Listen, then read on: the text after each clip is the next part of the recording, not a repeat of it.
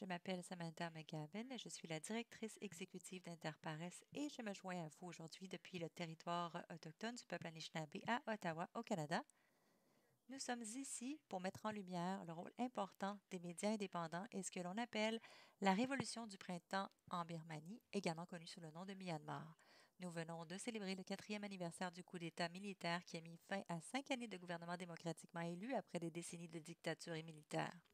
Ce coup d'État a été accueilli par une résistance pacifique massive qui a été violemment réprimée par la junte militaire.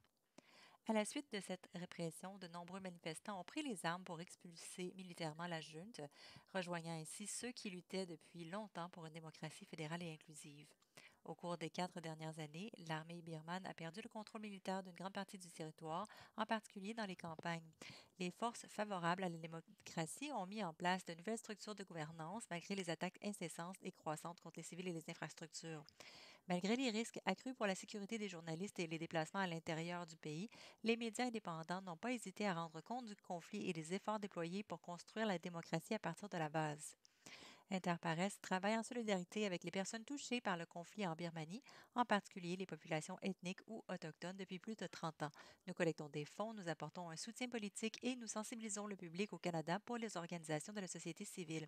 Nous répondons aux besoins d'aujourd'hui tout en contribuant à la construction d'un avenir pacifique, démocratique et inclusif. Il s'agit d'organisations de santé, de défense des droits des femmes, des droits de la personne, de groupes environnementaux, de groupes de développement communautaire et des réseaux de défense des droits.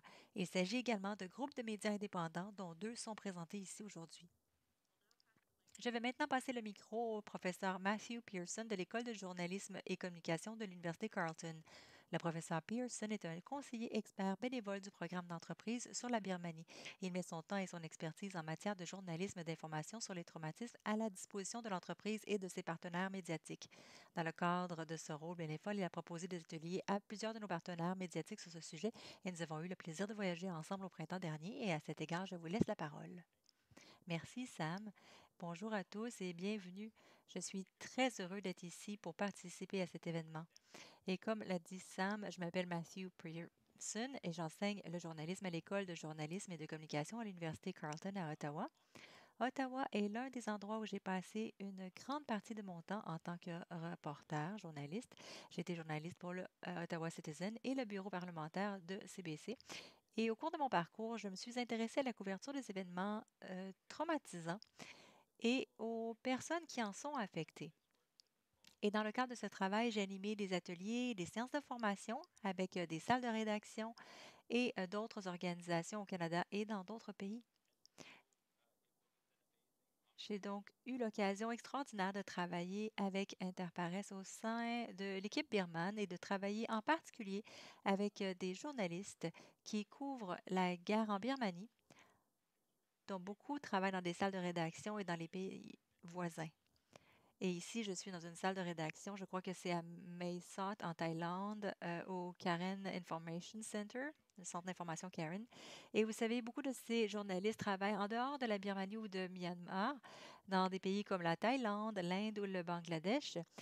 Et je suis donc très heureux d'être ici et je suis heureux pour le grand public puisse avoir l'occasion d'entendre certains des journalistes qui travaillent sur le terrain.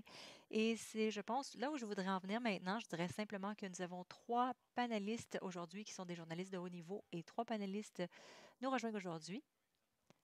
Et je vais les présenter dans un instant.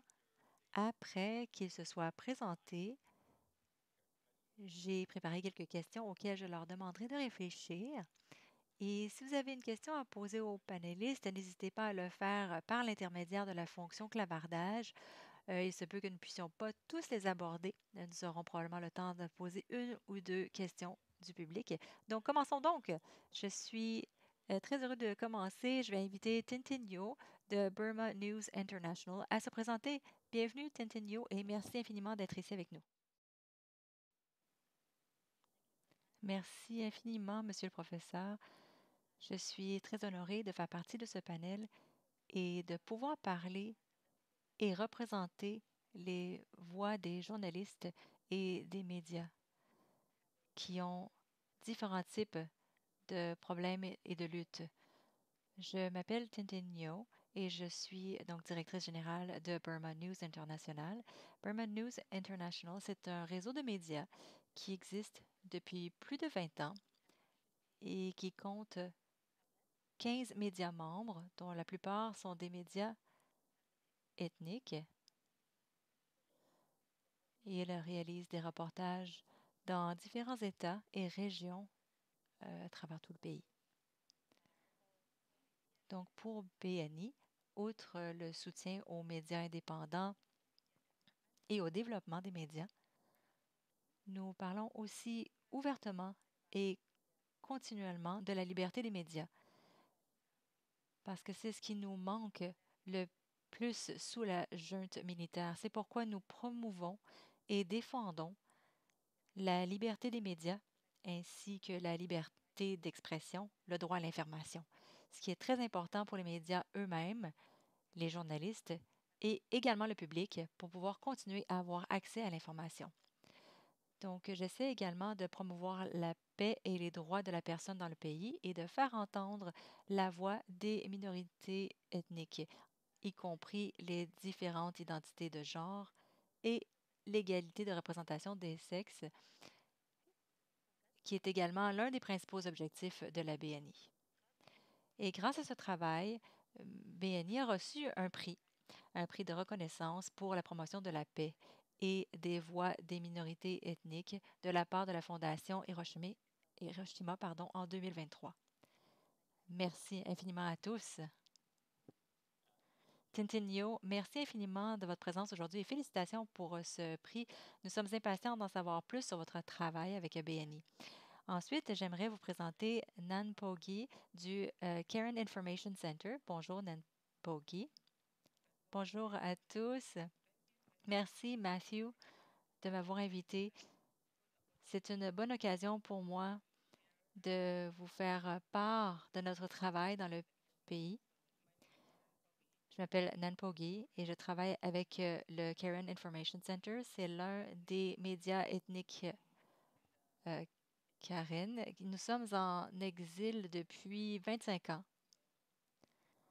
Notre média a été fondé en 1997 en raison de l'absence de voix ethnique de notre peuple.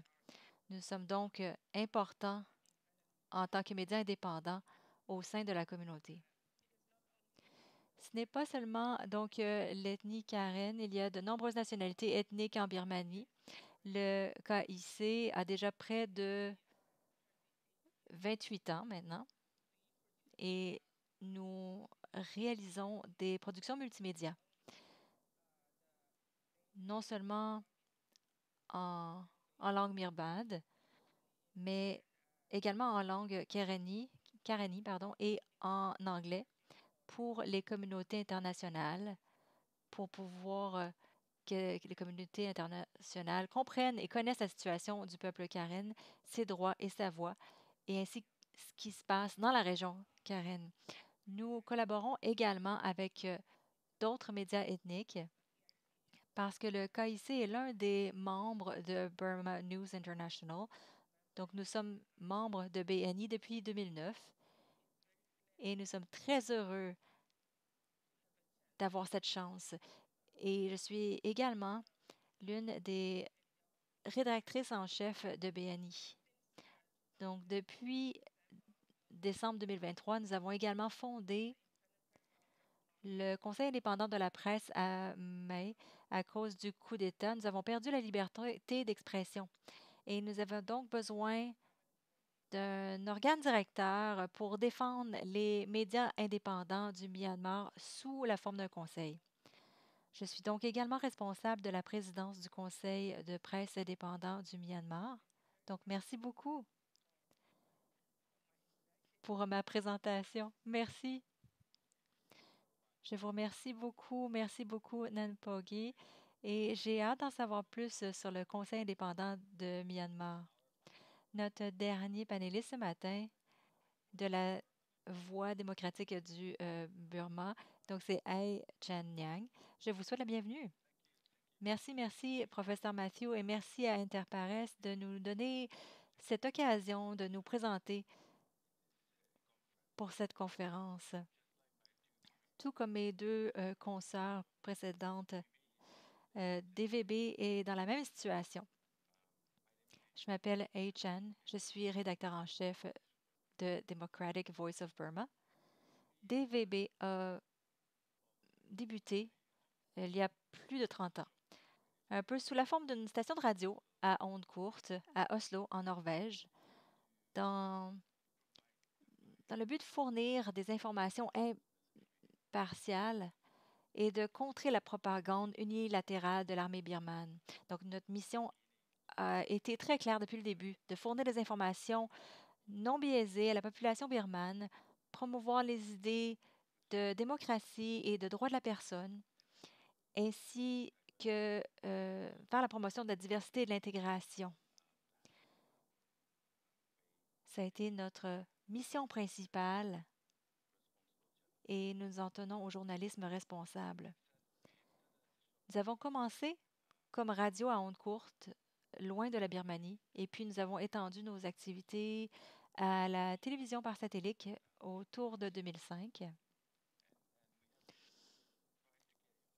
Et ça fait près de 20 ans que nous essayons de faire sortir des informations de Birmanie. Et ça a été assez difficile en raison de la perte des journalistes que nous avions à l'époque en Birmanie qui ont été emprisonnés. Mais lorsque nous avons vu la réouverture de la Birmanie en 2012, nous avons essayé d'y retourner et notre objectif principal est d'opérer depuis l'intérieur. Nous sommes en exil uniquement parce que nous ne pouvons pas agir sans crainte d'être arrêtés, emprisonnés et torturés. Donc, aussitôt que nous avons vu l'ouverture, nous sommes revenus en Birmanie et nous avons commencé à opérer à l'intérieur du pays. Et mon point principal que je veux amener ici, c'est lorsque nous étions en exil, nous ne pouvions pas être en contact avec notre public. Mais quand on a pu la rencontrer, nous avons vu à quel point le public appréciait ce que nous faisions depuis l'exil. Ils étaient totalement isolés. Leurs yeux étaient fermés, leurs oreilles ne pouvaient pas entendre les messages et il n'y avait aucune liberté d'expression. Et ce que l'Organisation des médias en exil a fait, ça a été vraiment utile. Ils ont apprécié vraiment le travail que nous faisons. Malheureusement, nous avons dû retourner en exil. C'est ma deuxième année d'exil. Et nous avons tous dû repartir en 2021 après le coup d'État militaire. Et certains de mes collègues, des journalistes qui nous ont rejoints pour la première fois en exil, m'ont demandé combien de temps c'était pour prendre avant que nous puissions rentrer. Et j'ai répondu, je ne sais pas, parce que la première fois, ça a pris 20 ans. Et je ne sais pas, cette fois, on doit juste faire notre travail et j'espère que ça ne sera pas aussi long avant de pouvoir retourner à nouveau. Hei Chan, merci infiniment de nous avoir rejoints et de nous avoir rappelé déjà les défis que représente le fait d'opérer en exil, ce dont j'espère que nous pourrons discuter davantage. Et comme l'a dit Sam, le 4e anniversaire du coup militaire vient d'être célébré au début du mois de février. Et ce que je voulais faire, c'est de commencer par vous poser une question à chacun d'entre vous pour un peu planter le décor, là où se trouvent les journalistes, quelle est la situation sur le terrain aujourd'hui, cette semaine, plus de 4 ans après le début de la guerre civile, et comment se portent vos journalistes? Pourquoi ne pas commencer avec Titin New?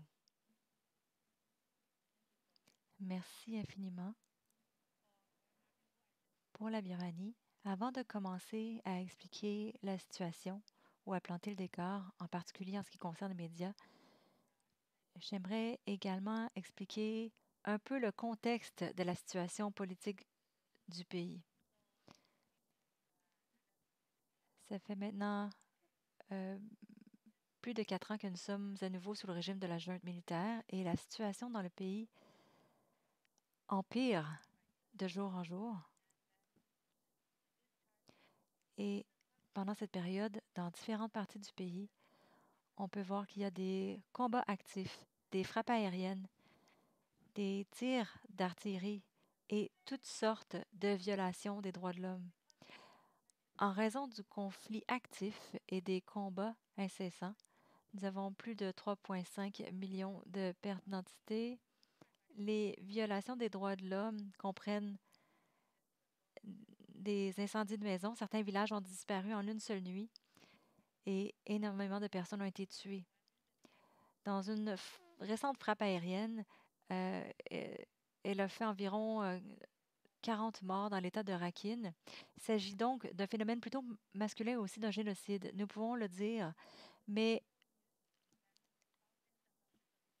au cours de ces années, des milliers de personnes ont été tuées, emprisonnées ou se trouvent dans une zone de guerre ou dans différentes parties du pays. L'économie du pays est vraiment dévastée.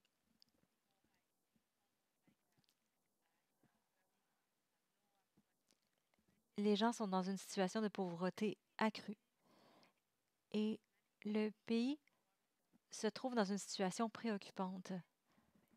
Nous ne savons pas combien de temps et comment ce conflit va évoluer, s'il va rester à ce stade ou s'il va faire couler encore plus de sang.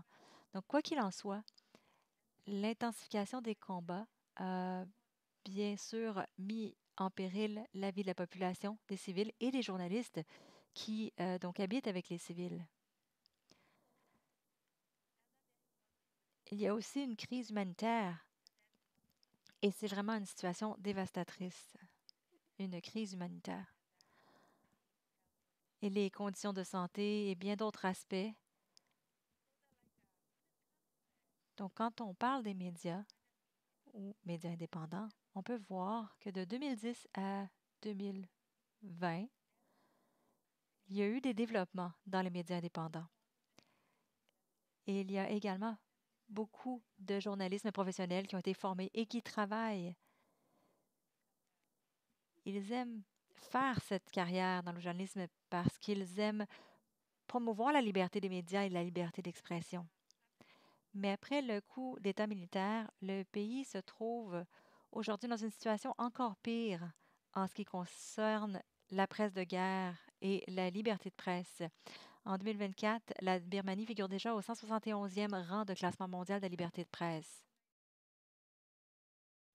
Quand on regarde justement les pays qui emprisonnent leurs journalistes, Myanmar est deuxième après la Chine sur le nombre d'emprisonnements de journalistes dans le pays. Donc, c'est le deuxième pire pays, on peut dire ça. Et c'était très fréquent également, les conflits internes, et il y a une loi également en cybersécurité qui pénalise l'utilisation de VPN. Donc, ça fait des restrictions. Ce type de loi restreint les gens d'avoir accès à l'information et également la liberté d'expression.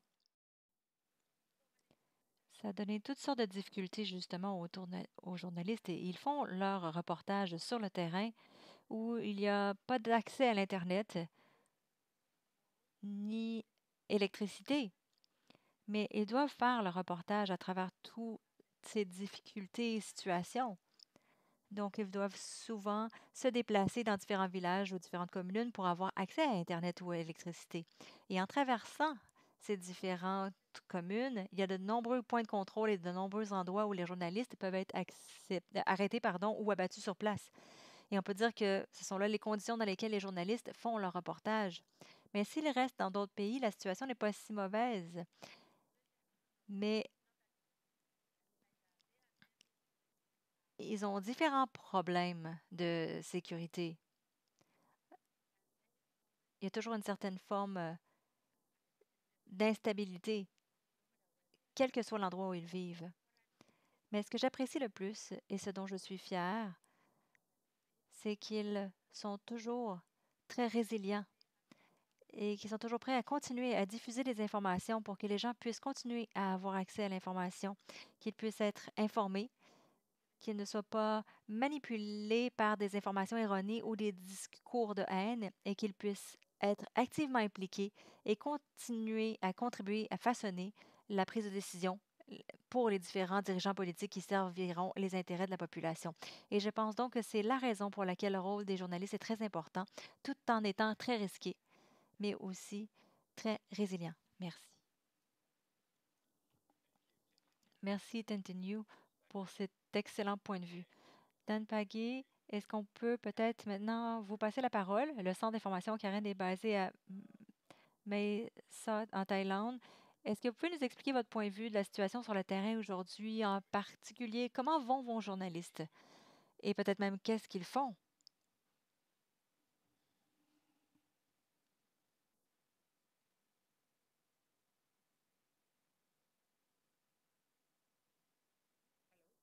Allô, est-ce que vous m'entendez? Oui, maintenant, on vous entend. Il y avait un petit problème technique, mais on vous a maintenant. Il n'y a pas de problème, on vous entend.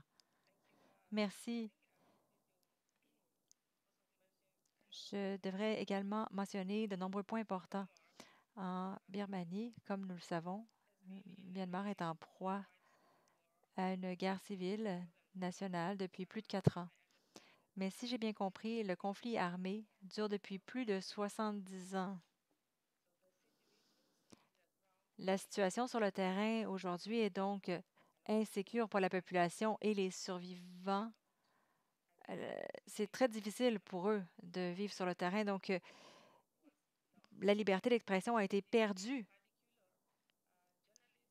Euh, En particulier, nos journalistes ont été déplacés de la zone de contrôle du conseil militaire du régime à la zone de libération où se trouvent les contrôles des groupes de résistance technique pour rendre compte de la situation réelle sur le terrain pour le public. Ils ont donc été relocalisés dans cette zone de contrôle de groupes ethniques révolutionnaires et dans la zone frontalière. On ne parle pas seulement de la zone frontalière. Il y a, donc, il y a la zone taïwanaise et l'Inde en particulier, où ils sont basés depuis 4 ans. Donc, il s'agit d'une zone d'opération d'information au sein du conseil d'administration. Ils ne peuvent pas se déplacer de ce lieu. Ils doivent travailler donc de façon secrète. Comme c'était mentionné précédemment, nos médias ont débuté donc à l'intérieur de Birma et maintenant on est un média d'exil. Désolé, les problèmes de connexion.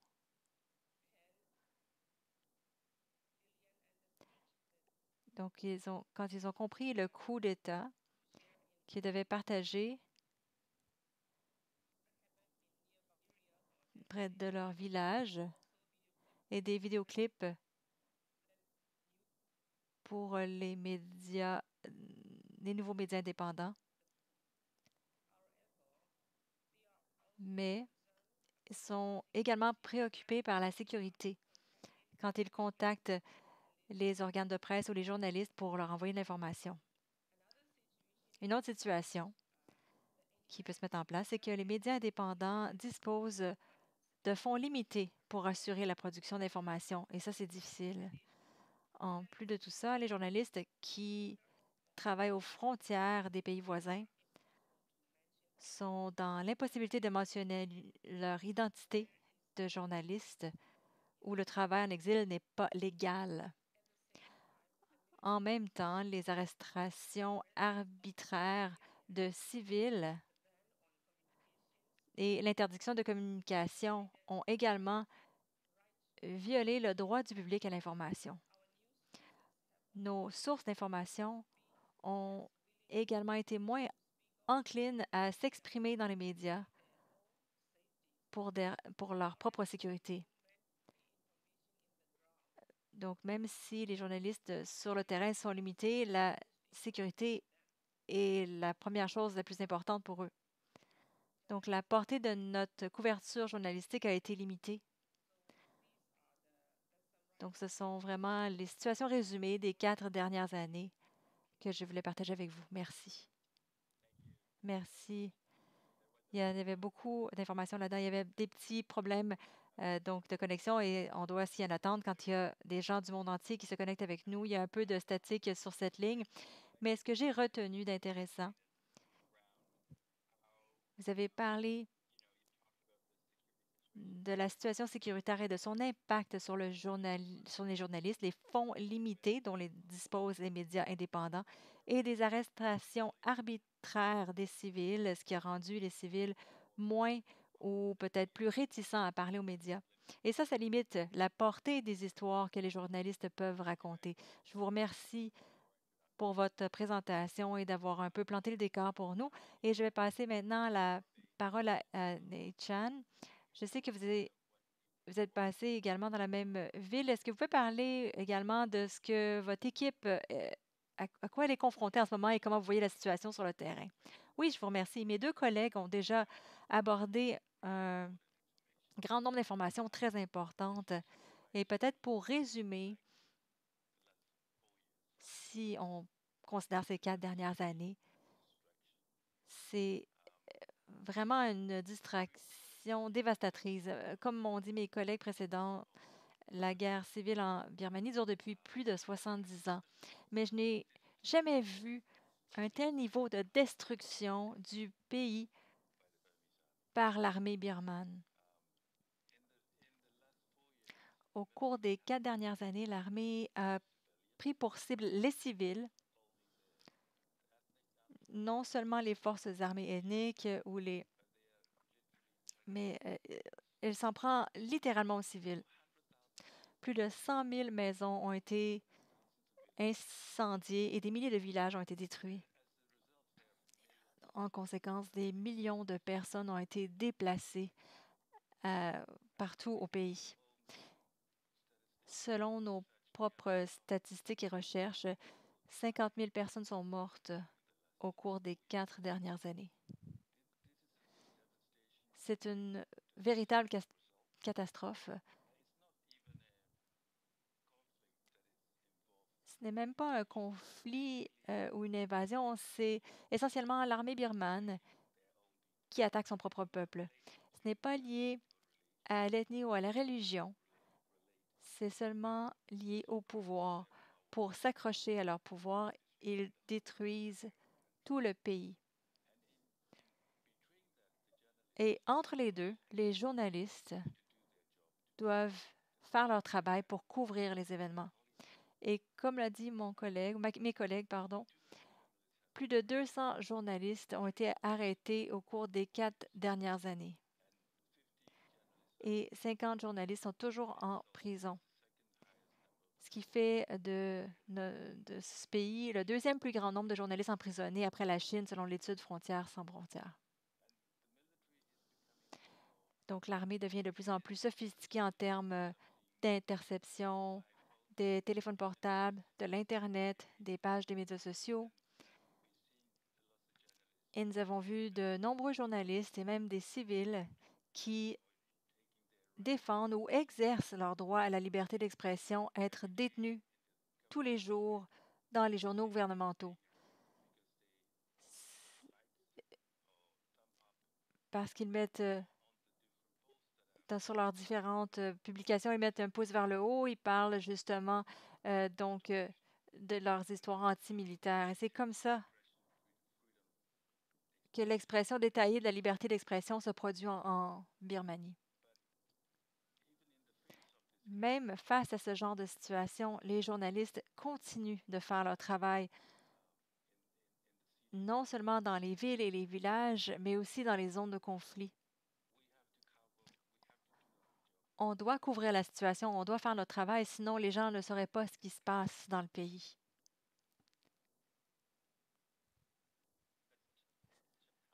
C'est tellement une façon puissante de conclure, nous devons faire notre travail, sinon les gens ne sauront pas ce qui se passe dans le pays, bien sûr.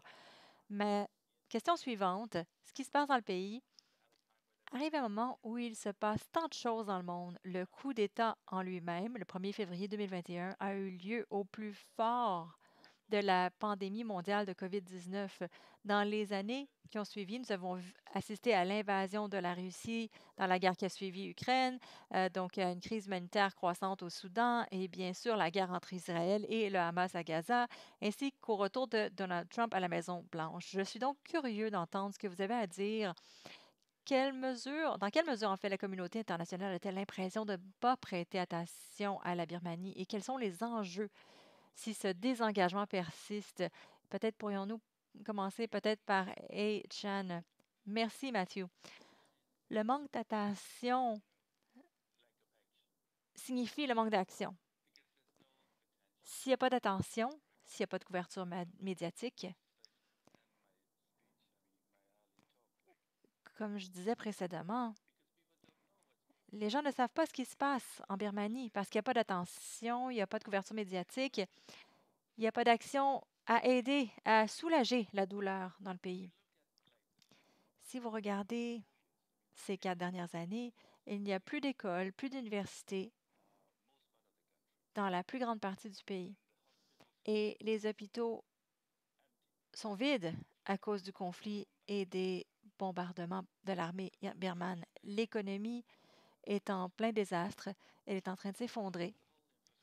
Toute l'infrastructure a été détruite et plus de la moitié du pays est désormais aux mains des armées ethniques, les PDF, les NUJ et les militaires ne détiennent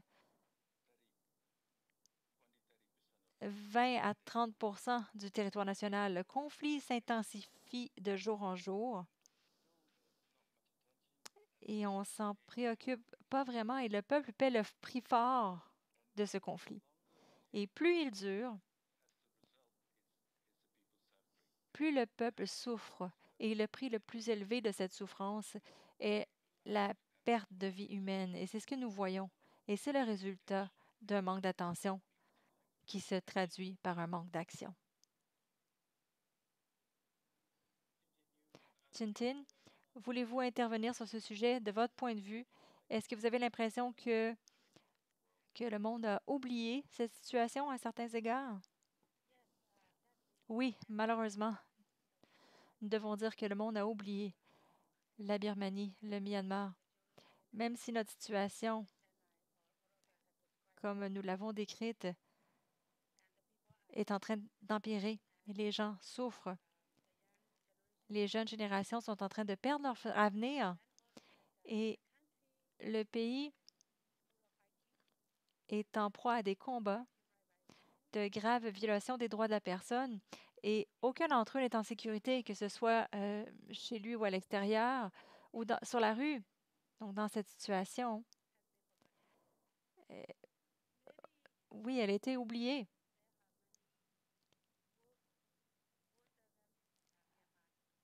Oui, peut-être qu'il y a beaucoup de choses autres qui se passent dans d'autres pays du monde et les pays puissants, peut-être, qui n'ont pas assez d'intérêt pour le petit Myanmar, ou peut-être qu'ils ont tellement de choses à traiter ou à faire face qu'ils ont intentionnellement oublié le Myanmar. Cependant, nous voyons que c'est notre devoir de nous assurer que le monde continue à prêter attention à la Birmanie ou au Myanmar. C'est notre travail de veiller à ce que nos dirigeants fassent un bon travail à partir du Myanmar.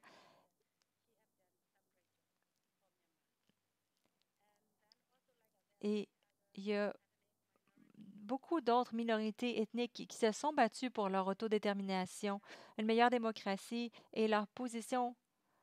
Et dans leur position, ils se battent encore.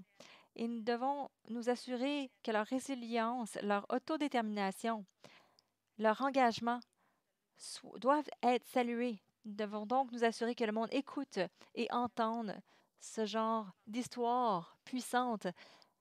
C'est pas parce que nous ne voulons pas que le monde voit le Myanmar et le peuple du Myanmar comme toujours dans le besoin, toujours en train de demander de l'aide. Et sans la santé mondiale, on ne peut pas survivre. Ce n'est pas de cette manière que nous voulons être vus. Nous voulons que les gens nous voient que nous résistons fermement à toutes ces pressions, à tous ces meurtres, à toutes ces violations des droits de la personne. On est des gens puissants, résilients. Et que tous ces gens puissants, et la junte militaire, en ce moment, ils ont des armes, ils ont tout, parce qu'ils peuvent se procurer du carburant pour pouvoir mener les attaques aériennes contre leur propre peuple, parce que certains pays vendent encore ce carburant, et ils savent que ce carburant sera utilisé pour tuer des personnes innocentes. Et comme beaucoup d'infrastructures civiles, ce genre de vente de carburant ou tout type de munitions ou d'armes, ça va donner à la jeune génération, ça va en fait priver la jeune génération de leur avenir. Mais ce genre de soutien Myanmar, pourquoi pas donner à la place de l'attention qui aide le Myanmar à construire la paix pour obtenir une sécurité? Pourquoi ne pas les aider de cette perspective? Et pourquoi ne pas aider les gens qui peuvent rester dans leur propre communauté avec une certaine humanité, qui n'ont pas besoin de souffrir et n'ont pas besoin d'être dégradés dans ces différents types de situations. On a besoin d'être regardés de haut par les différentes communautés. J'espère donc que grâce à notre travail acharné et, et que le monde va porter plus attention. Sinon, que- on va s'accorder plus d'attention, même si le monde est également très préoccupé par sa situation interne et qu'ils apprécient également le fait que de nombreux pays continuent à nous soutenir et qu'on continue à avoir de l'intérêt et à porter attention à notre propre parcours. Et nous apprécions vraiment du fond du cœur tous ceux qui nous aident. Donc, on vous remercie. Merci, Tintin.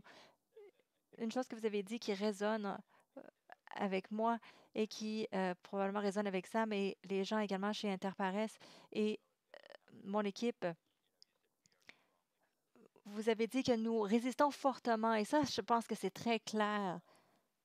Dan Poggi, est-ce que je peux vous demander, ou vous poser cette même question, est-ce que vous avez le sentiment que la communauté au-delà de la région n'est plus prête à porter attention à ce qui se passe là-bas?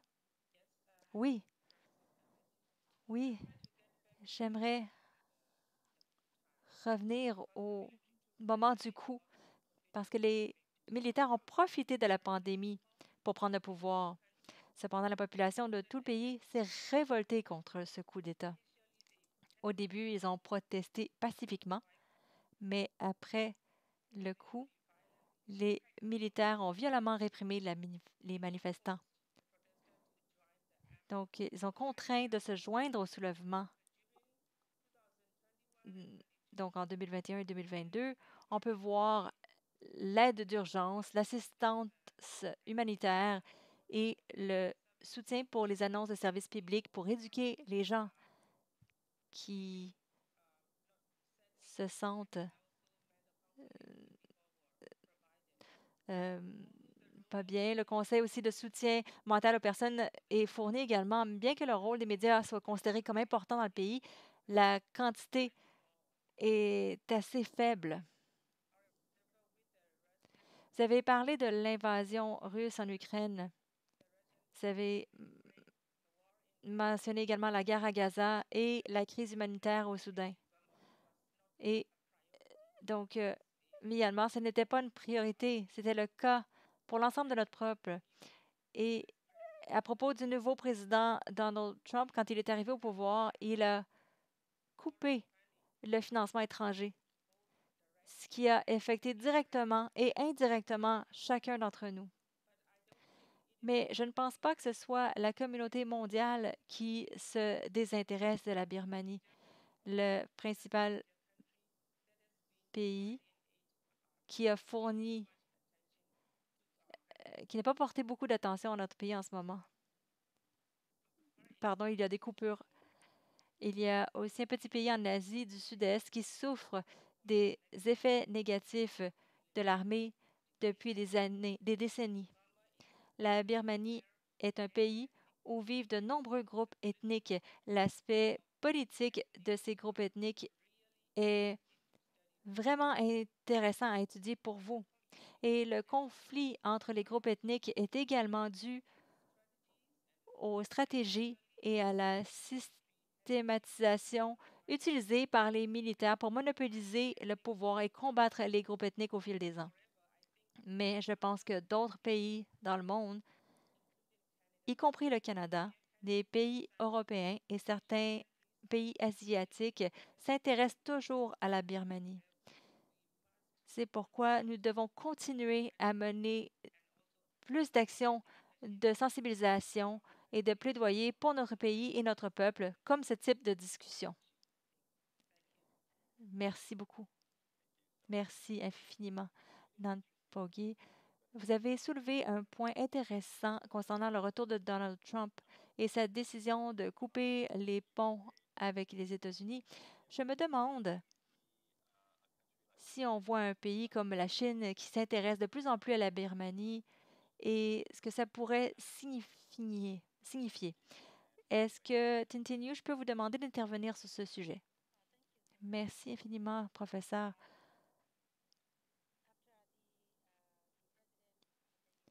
Après le président des États-Unis, il y a beaucoup de spéculations sur ce qui va se passer. Qui va construire? Quel pays va combler le manque de financement en raison des plafonds ou des suspensions de l'aide étrangère des États-Unis? Et il y a aussi une sorte de discussion sur la question de savoir si la Chine va intervenir. Et dans ce cas, comment les médias individuels, indépendants, pardon, vont réagir. Et ça, c'est toujours des discussions non officielles et des spéculations.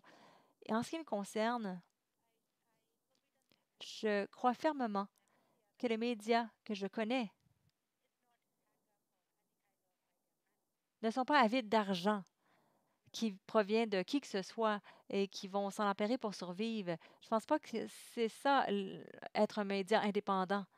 Et c'est pas l'avenir des médias indépendants. Même si les Chinois montrent leur intérêt à venir et à manipuler les médias du Myanmar dans leur propre intérêt,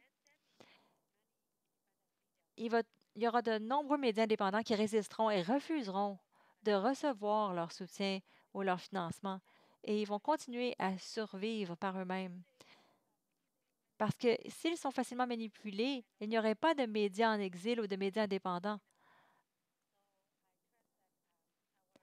Je fais donc confiance dans nos médias et qu'ils travaillent avec une certaine éthique et qu'ils savent qu'ils ne doivent pas rendre des comptes, en fait, qu'ils doivent rendre des comptes au peuple de Myanmar et qu'ils servent le pays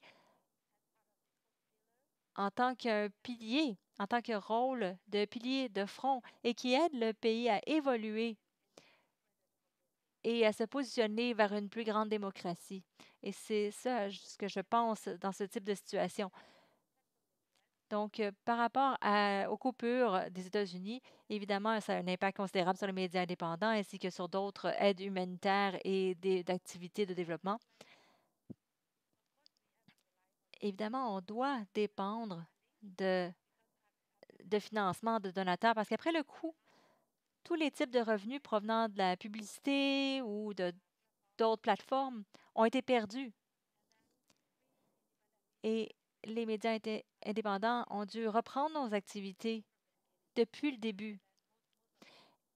La plupart d'entre eux ont dû faire ça. On ne peut pas à ce moment-là mettre l'emphase sur une mise en place d'un système de revenus autonome, mais nous explorons de nombreuses opportunités de financement et nous avons également un plan de coordination qui nous permet de travailler ensemble pour minimiser certains coûts, mais aussi pour continuer à informer efficacement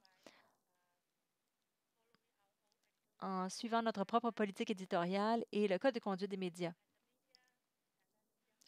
Donc, au niveau des médias et de l'organisation des médias comme le BNI et le DVD, on essaie de trouver des moyens de survivre pour ne pas être facilement manipulée par un pays puissant qui dispose de beaucoup d'argent.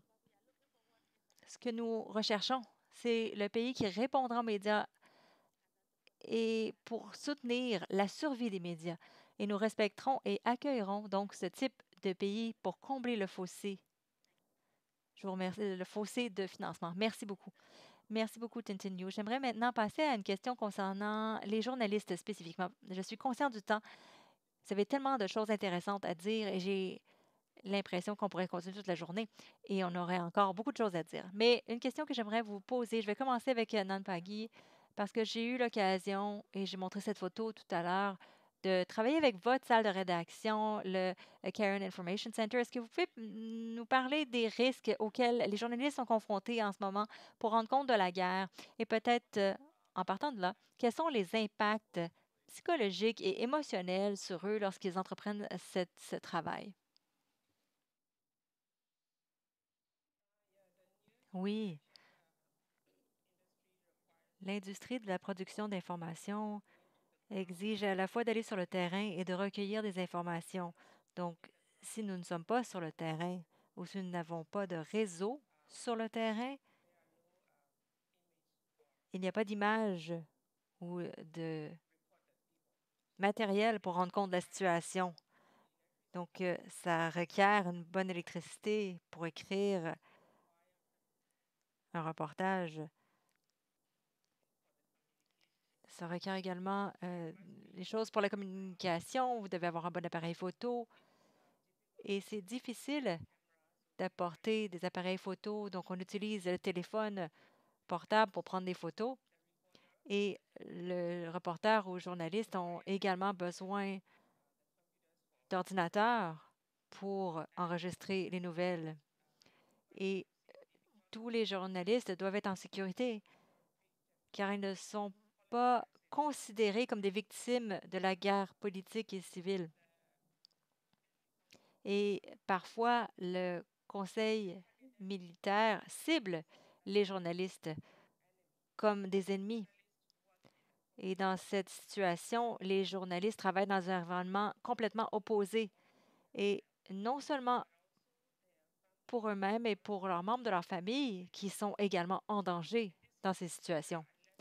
Il y a un manque donc de justice et de règles de respect des droits qui empêchent de produire et de rendre ces informations publiques. Et donc, il y a une forte pression sur les journalistes. Ils subissent la pression familiale pour arrêter de faire ce travail, pour leur propre sécurité et leur sécurité familiale également. Et il y a pression également de vivre dans des communautés qui sont non sécuritaires.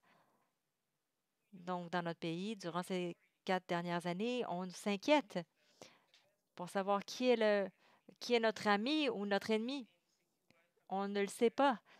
C'est donc une communauté qui est en proie à l'insécurité et à une pression extrême pour la survie. Et le travail des médias est dirigé par l'État. Donc, où nous sommes dans une zone de relocalisation, ça a donc des effets à la fois psychologiques et physiques.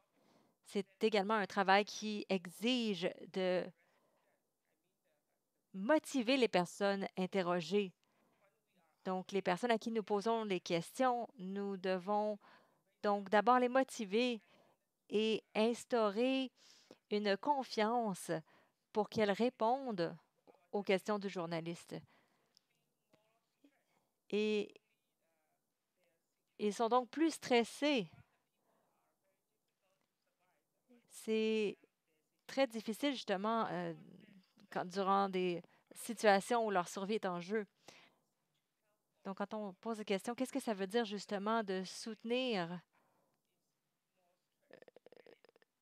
d'avoir leur soutien? Donc, les journalistes sont très stressés de l'obtenir. Et j'ai déjà mentionné ici qu'il y a de nombreux groupes armés et différentes forces dans chaque région.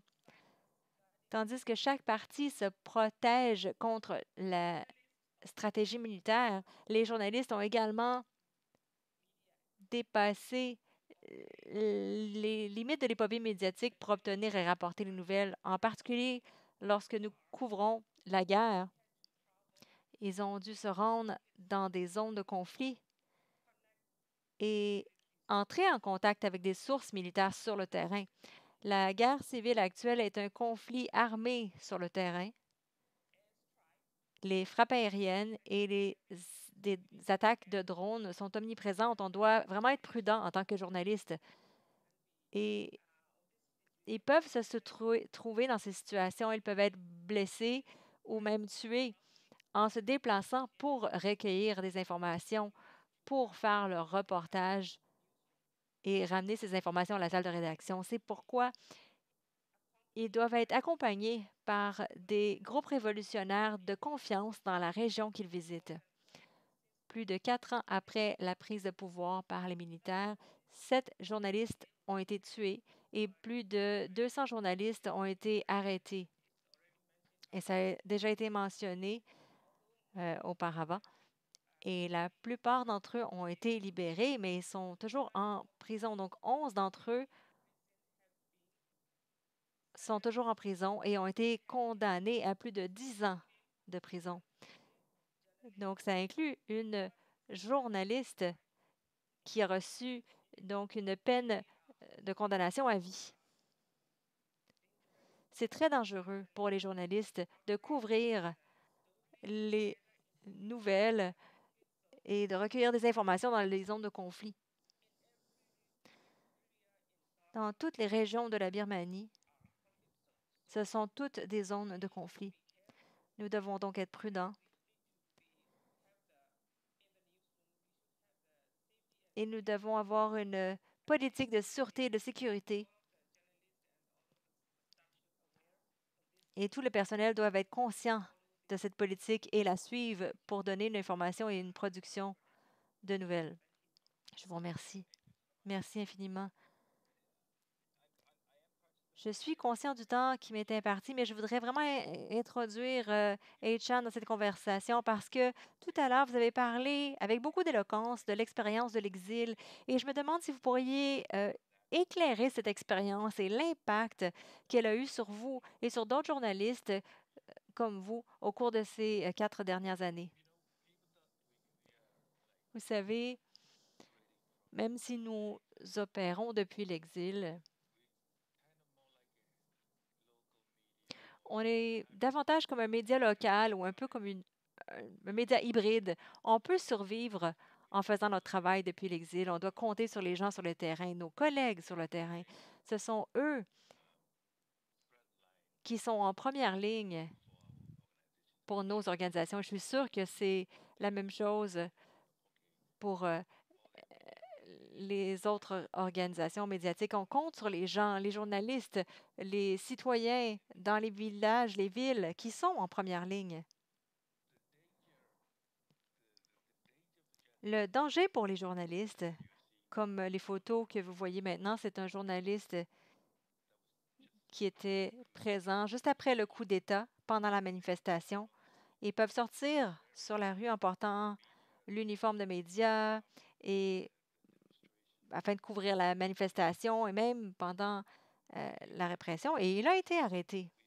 Et nous avons également un autre journaliste qui couvrait la situation juste après le coup et il a été arrêté. Et les deux ont été gravement torturés pendant l'interrogatoire. Et l'un des journalistes, qui est mon collègue, m'a dit qu'il pensait mourir pendant cet interrogatoire. Et ça a duré 48 heures et les soldats n'arrêtaient pas de le battre presque sans arrêt.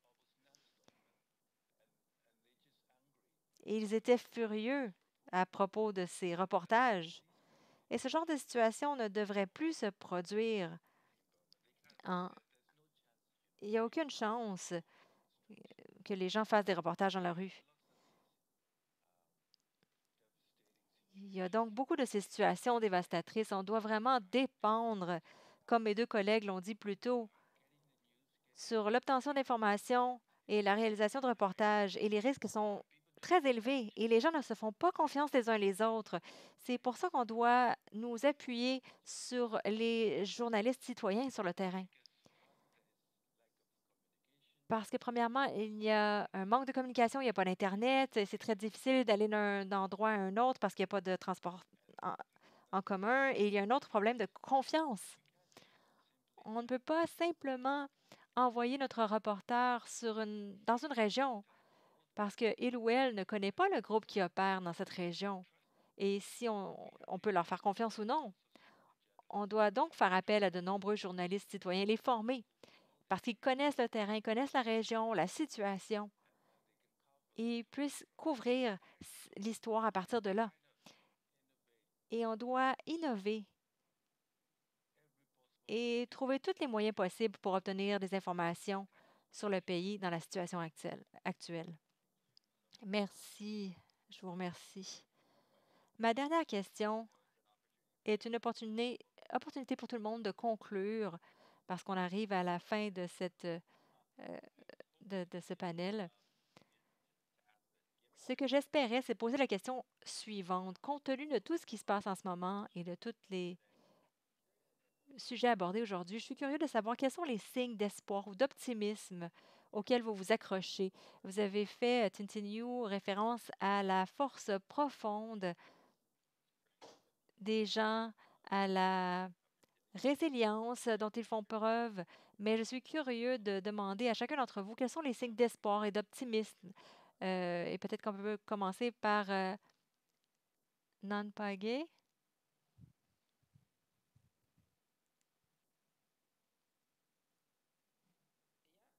Oui, désolé.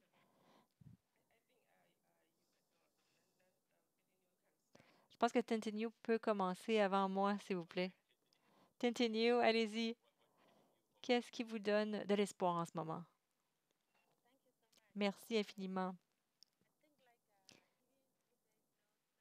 Même s'il n'y a pas de moment spécial qui me donne de l'espoir, parce que quand on a commencé ce parcours, on avait déjà de l'espoir qu'un jour, on pourrait l'obtenir, c'est-à-dire un pays que nous aimerions construire comme le meilleur, qui respecte l'individu et l'humanité et qui aime la paix. Et même si le pays est dans une situation de guerre, on peut voir que de nombreux groupes de résistance continuent de se battre et qu'ils gagnent et qu'ils prennent le contrôle de certains postes militaires et certains cantons, certains États, les États presque entiers sont supervisés par des groupes de résidence. Donc, c'est un signe d'espoir pour nous que tôt ou tard, nous allons gagner. Parce que même si le pays est toujours représenté par la junte militaire, mais ils perdent de plus en plus de pouvoir et ils sont déjà illégitimes.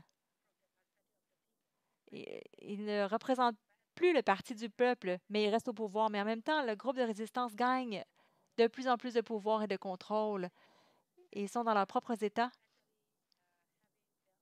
Ils ont même leur propre gouvernance locale, leur propre système et structure de pouvoir. Et ces États sont étudiés.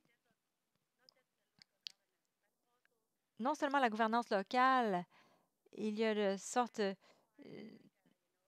d'unicité, d'effort qui commence à parler d'anti-fédéralisme, de ce genre de préparation. On peut voir ce type de développement politique, ce type de progrès qui est un espoir pour moi, que tôt ou tard, nous l'obtiendrons. Mais la seule chose dont nous avons besoin, c'est que tous les différents groupes d'assistance et d'acteurs politiques qui s'opposent aux détenteurs à la junte militaire parviennent à une sorte d'accord politique et que ce soit une direction réaliste, une direction politique réaliste où on peut vraiment apporter et amener du succès beaucoup plus tôt. C'est pour ça qu'on attend à ce que les différents dirigeants politiques et les groupes de résistance se rassemblent. Merci beaucoup infiniment. Dan Pagé, est-ce que je peux vous demander à ce moment-là, qu'est-ce qui vous donne de l'espoir? Oui, nous avons beaucoup d'attentes pour l'avenir parce que pendant ces 4 années, Les médias ont également éduqué, formé les gens non seulement sur les questions actuelles, mais aussi sur l'avenir, parce que, par exemple, nous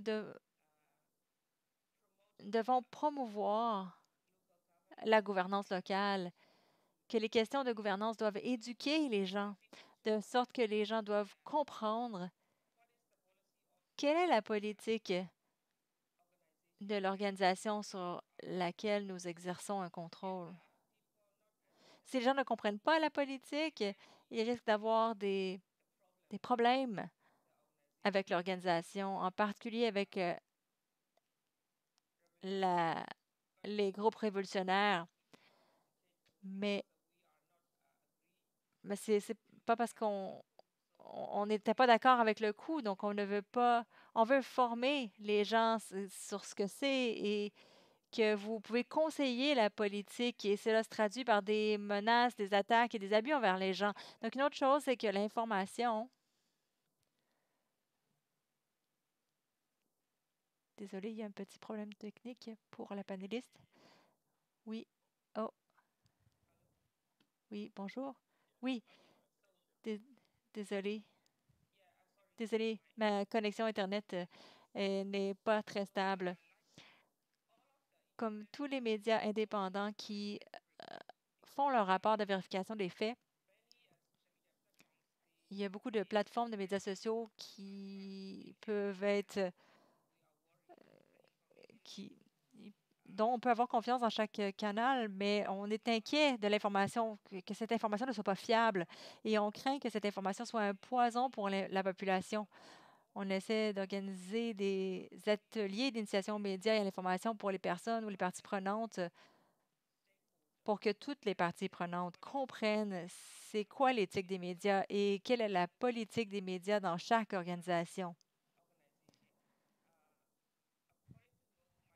Selon mon expérience, en 2024, le Conseil de presse indépendante du Myanmar va se rencontrer avec des parties prenantes, avec le KNU, IEC et le TNLA et deux autres groupes révolutionnaires pour comprendre. Et en même temps, on veut assurer la sécurité pour les journalistes. Et nous avons un code de conduite que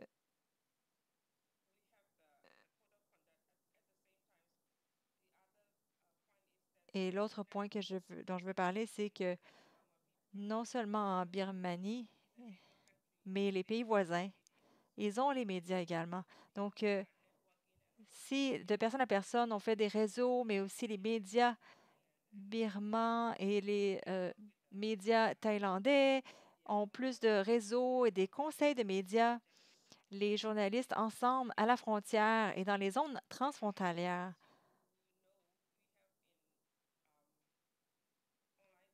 Comme vous le savez, nous avons mené une campagne en ligne à la frontière entre la Thaïlande et la Birmanie qui a été couverte non seulement par les médias indépendants du Myanmar, mais par les médias thaïlandais. Ils couvrent et ils essaient d'entrer en contact avec les uns avec les autres et de partager des informations. Et ça, c'est une bonne chose pour le pays de partager des informations, mais aussi pour l'avenir. On espère que ces réseautages par les médias non seulement de gouvernement à gouvernement, mais aussi de personne à personne. Ce travail en réseau est important et ça va renforcer l'avenir du pays comme je le comprends. Je vous remercie.